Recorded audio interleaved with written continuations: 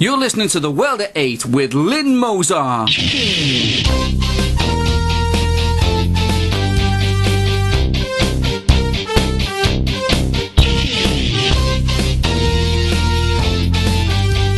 World at 8, the number one in nationalist news. Highlights of the news today, the 5th of March. Disgusting scenes in Libya with attacks on war graves on YouTube. Illegal Sikh immigrant sentenced for murder. UKIP thugs turned out of pub. Vladimir Putin has won the Russian election. Christian churches attacked in Israel. China to expand its military capacity. Boko Harum say they will erase Christianity from Nigeria. Thought for the day, Proud and Prejudiced and more. UK news. Libyan rebel Muslims have attacked the British Commonwealth war graves in Libya. The Muslims made a video and posted it on YouTube, showing the world these disgusting acts perpetrated on the last resting place of British and Commonwealth servicemen from the Second World War. The gravestones were hit with hammers and kicked over. At one point the armed group then attacked a large cross with hammers. Using a ladder they smashed the sandstone cross to the ground. There is a deep feeling of anger amongst the families of the British and Commonwealth soldiers buried in these graves. A British National Party spokesperson commented, "The government and the media of this country caused and supported the fall of Gaddafi, and as predicted by World at 8, these are the Muslim fundamentalists who we put in his place that carried out this obscenity. Under Gaddafi, at least these memorials remained untouched." An illegal immigrant has been given a 4-year sentence for the murder of his housemate in Leicester. Ammitpreet Singh, aged 23, stabbed his victim to death when he was in what was described as a drunken state. The victim, Harinderjit Singh, 25, was knifed in the neck, cutting his main artery, and bled to death within minutes. Both illegals were sharing a house with several other illegal immigrants from India. The British public cannot understand why the sentence was so short and whether he will be deported when it is served. A gaggle of drunken right-wing political activists were kicked out of several public houses on one night of shame. No, it wasn't the British National Party, the EDL or even National Front. It was the UK Independence Party. 25 members of this party, including ex-MP Neil Hamilton, were handing out flyers and began threatening bar staff when asked to leave. They were covered in UKIP badges and were described by some of the pub's residents as rude and brash, a right bunch of hooray Henrys. The main hostelry involved was the Red Lion in Skegness, Lincolnshire, but they had all been in trouble previously at the Stumble Inn, where they were also asked to leave as the pub was apolitical. Euronews. Russian Premier Vladimir Putin has won the presidential election in Russia. Mr. Putin's opponents are claiming that this was election fraud. A mass protest by the activists against Mr. Putin's party is expected to be staged in Moscow. The president gathered over 60% of the electoral turnout and was said to be overwhelmed with joy at the result of the election. About 25,000 people are expected to attend a protest against Mr. Putin's election victory after a pro-Putin election win celebration. World news. A Christian Orthodox church has been attacked along with a Christian cemetery on Mount Zion and other places of Christian worship by Israeli hardliners. The anti-Christian attack on Christian holy places in Jerusalem is a total disgrace, one spokesperson commented.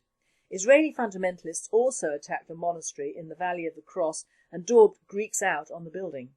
A top official from the Catholic Church has asked the Israeli Prime Minister to stop the attacks on Christian places of worship in Israel.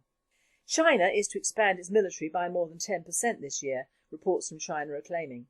It is said that the Chinese government has made the decision on the outlook of territorial quarrels with its neighbours. The country is to expand its air force and navy to protect its borders, one report said. Barack Obama is in talks with the Israeli Prime Minister over the issue of attacking Iran. Iran, an oil-rich country like Iraq was, is building a nuclear power plant to run its cities when its oil finally runs out. Both Israel and the United States are trying hard to convince the world of a good reason to take over Iran for its oil, one source has commented. The fact is that despite any ridiculous lies about Iranians using electricity and the US wanting oil by invading Iran, etc., the sad fact is that once Iran has nuclear capacity for distributing a nuclear warhead, then it is not only the Middle East that is in danger, but the entire world, and it will be too late to rethink what needs to be done. The group of Nigerian Muslim terrorists named as Boko Harum have vowed to wipe out Christians in Nigeria. Daily attacks on Christian Nigerians have had their death toll rise again by suicide bomb attacks. Nigeria, which is now predominantly Muslim, has allowed these attacks on Christians, including the destruction of many Christian churches. Thought for the day. Well, a short comment on the Israeli attacks in Christian churches. Unusual and awful though these are, try building a Christian church in Saudi and other Muslim countries and you would not be allowed to do so, let alone have it standing hundreds of years.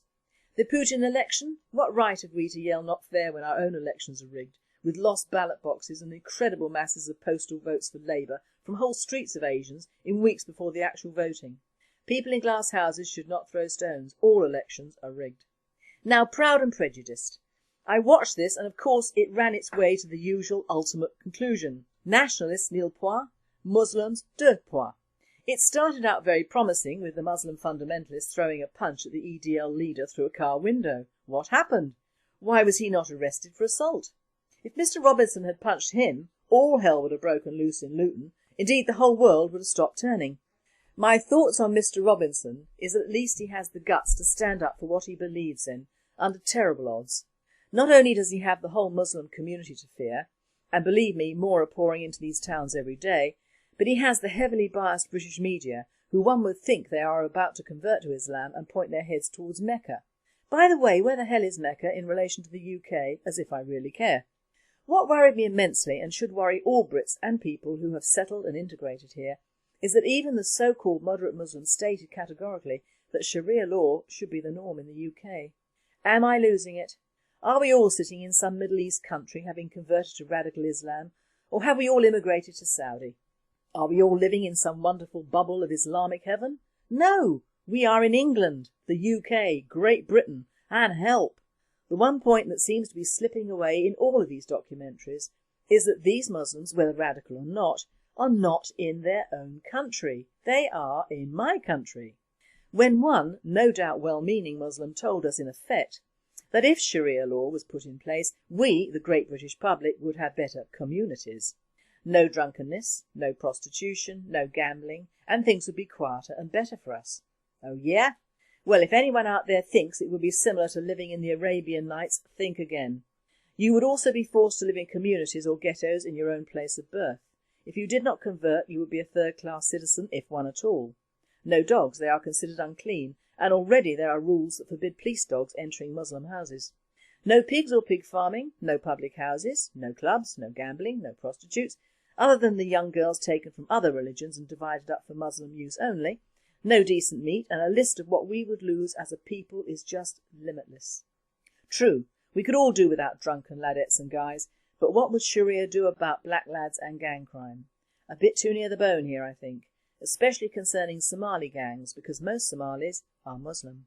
Don't for a minute think we would all be floating around in gossamer burqas with Arabian princes for husbands, trilling passages from the Koran in a wonderful, peaceful Stepford Wives setting. Wake up. It would be brutal and nasty. Islam would turn what is left of our green land into a war zone. People do not change, and religions change even less. I would like to force most of our government and civil service, council workers, union workers, the BBC en masse, and all Marxist liberals to spend a month in the middle of Saudi, Yemen, Somalia or Nigeria, just to see what unfettered horrors the Islamic world can produce. I am very cruel because I would leave them there to rot for all eternity. One thing we nationalists never learn is that the media in all its glory are our enemies. They always will be. I know only too well that they appear friendly, helpful and seem to accept your views. Do not be fooled. By the time your film reaches the screen, it has been cut, shredded and decimated. The entire reason given for doing the thing in the first place has been lost, misappropriated and redone completely. The one shot in P&P that they dwelt on was the drunken escapade of Mr Robinson and the effect next morning. He will have to join the ranks of well-meaning nationalists who eventually come onto screen looking like total prats, with all words and actions taken out of context, in fact into a parallel universe. But welcome to the club. One point was overwhelmingly sad for me. It was the fact that Mr Robinson and his supporters were kettled and barracked, while seemingly hordes of Muslims, including women looking like Daleks, were allowed to march in all their ghastly glory, brandishing placards that were nothing short of racial and religious incitement to hatred and bigotry, with our police looking on approvingly. I hope one day the police come off their imposed fence-sitting and be on the side of the people who pay them their salaries and whose children swell their ranks. Nationalists have very long memories, my friends. And finally, Stargazers in Britain turned their heads towards the heavens on Saturday evening, when what seemed to be an orange object followed by a trail travelled across the sky.